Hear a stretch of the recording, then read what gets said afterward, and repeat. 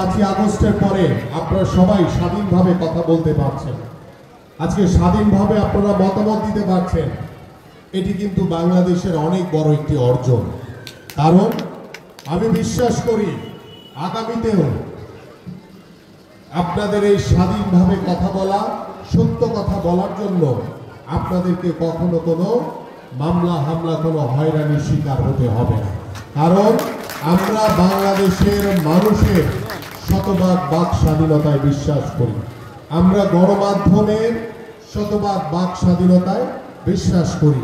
যেখানে নির্ময়ের মানুষ বসবাস করে সেখানে প্রত্যেকটি এলাকাতে আমরা স্কুল নির্মাণ করব, প্রত্যেকটি এলাকাতে আমরা নির্ময়ের মানুষজনের জন্য স্বাস্থ্য কেন্দ্র নির্মাণ করব, স্কুলের এবং স্বাস্থ্য সেবার জন্য আমরা বিনামূল্যে তাদেরকে স্বাস্থ্য সেবা এবং শিক্ষা ব্যবস্থা তাদের জন্য নিশ্চিত করব আমরা ইনশাআল্লাহ।